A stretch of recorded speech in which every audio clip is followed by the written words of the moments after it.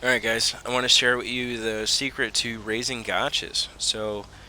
Here's the deal. Gachas will feed themselves as long as they're not picking anything up. If they're not picking up like feces or things that fall from the ceiling, anything like that, they will replenish their health and their food over time. You don't need a parent nearby. I know that was a common thing that people were talking about, but you don't need it. Totally not necessary. They will do it on their own. As far as like feeding them goes, if you put things into their inventory, they're going to try and eat it as though it's a crystal, or like they're trying to make a crystal, I should say. And it's going to eat like 20 out of the stack every time it sits and it eats. So it's going to pound through food a lot faster than it really should. So I wouldn't recommend putting anything into their inventory and then just staying in render range and letting them feed themselves over time. This is like the only animal that does do this, where it'll just sitting there feed itself. So as far as like baby stage goes, staying in render is really the only good way of doing it. Different ways to achieve that would be like the tech sleeping pod, or you can sit in a chair. Sometimes you could put it like on a roof, and then rain will rain on you, and then it'll replenish like your water. So you can stay there for an extended period of time without worrying about dying and then leaving render range. So render range is definitely for babies. You want to get past that baby stage and get into juvie. So once you get into juvie, they will eat from the trough. A lot of people like to use rare mushrooms, and they're pretty popular and they're great for adults.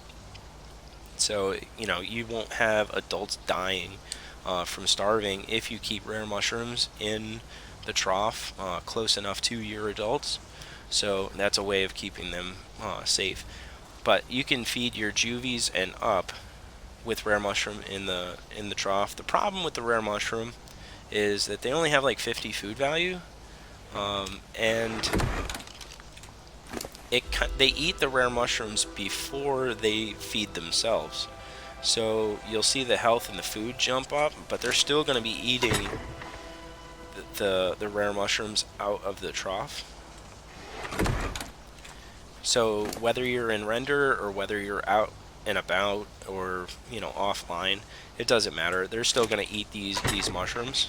But what you want to do is you want to make it so that while you're in render range, they're not going to be eating from the trough and they're just going to be feeding themselves. It's basically free food.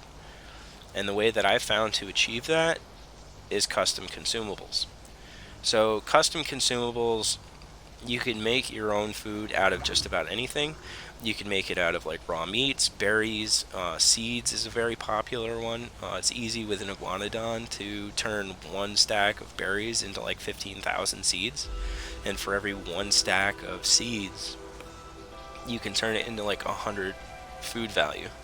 So, and the big thing about custom consumables with gachas specifically is that they recover twice whatever the food value is on the recipe. So this one's 121. I'll force feed it. Boom, there you go. You got like 242 food that it replenishes. Big discovery there. So you can make your custom consumable just about out of anything that you want. And it's a higher food value than what it requires for the gacha to feed itself. So it's not going to eat the custom consumable out of the trough while you're in render range. It's going to feed itself, and then when you go offline for whatever reason, like Arc likes to do randomly, you'll get a random disconnect, or the wildcard decides at 4 o'clock in the morning they feel like doing an update.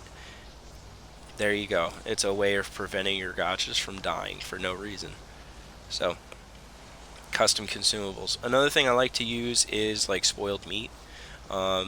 My recipe I like to use is like 15 spoiled meat to 5 rare mushroom, and the reason why I do that is because of the stamina loss. So the spoiled meat recipe will negative health on people, but it won't do it to animals. The only thing that a custom will give or take away on an animal is stamina.